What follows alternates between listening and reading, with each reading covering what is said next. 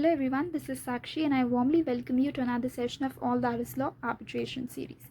Now today's topic of discussion is conduct of arbitral proceedings.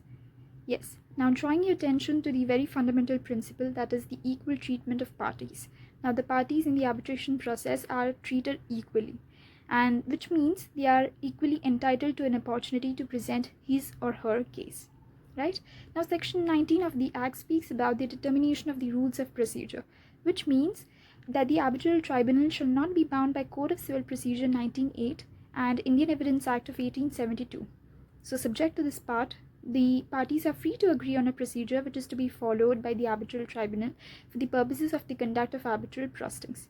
Now the power of such arbitral tribunal shall include the power to determine the admissibility, relevance, materiality, and the weightage of any evidence concerned. Right? Now another important facet of arbitral proceedings is the place of arbitration.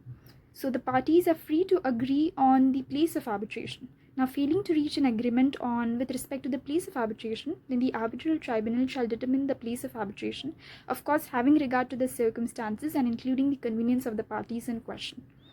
So another important question of arbitral proceedings is the language to be used in the arbitral proceedings, right? So the parties are free to agree on the languages to be used in the arbitral proceeding. Now, failing to reach an agreement with respect to the same as well, the arbitral tribunal shall determine the languages to be used in the arbitral proceeding, right?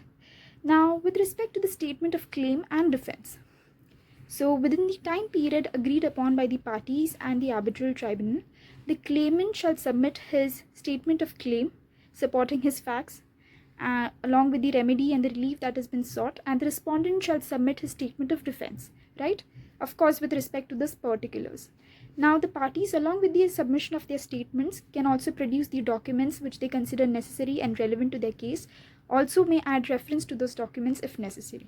Now, provided such a statement of claim and defense shall be completed within a period of 6 months from the date of the arbitrators or arbitrators, as the case may be, have received in writing the notice of their appointment.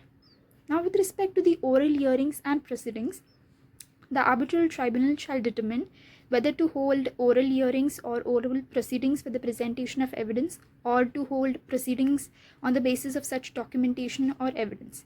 Now, of course, the parties shall be given a sufficient notice in advance of any of the meetings of the arbitral tribunal in case if the documents or the goods or the property is to be inspected, right?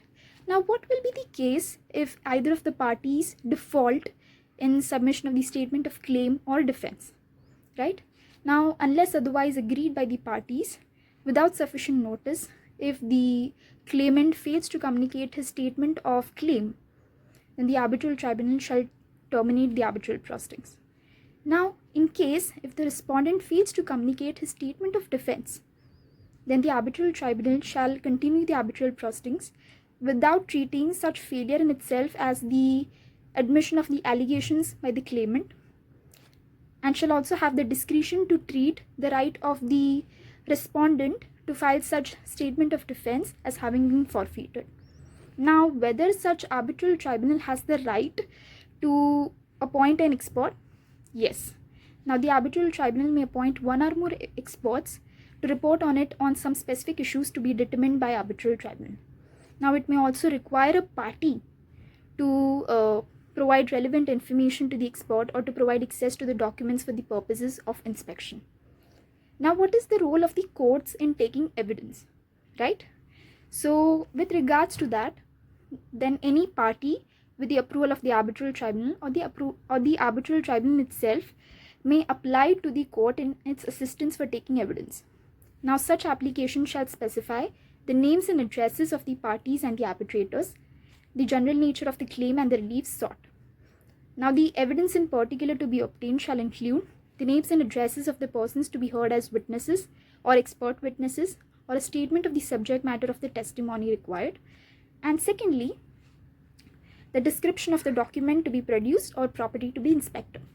Now, the court, within its competence or in accordance with the rules for taking evidence, will execute such a request by ordering the evidence to be directly produced to the arbitral tribunal itself. Now, that was all from my end for the conduct of arbitral proceedings. I hope you find this information helpful. If you do, then please don't forget to like, share and subscribe. Until then, keep learning, keep growing. Thank you.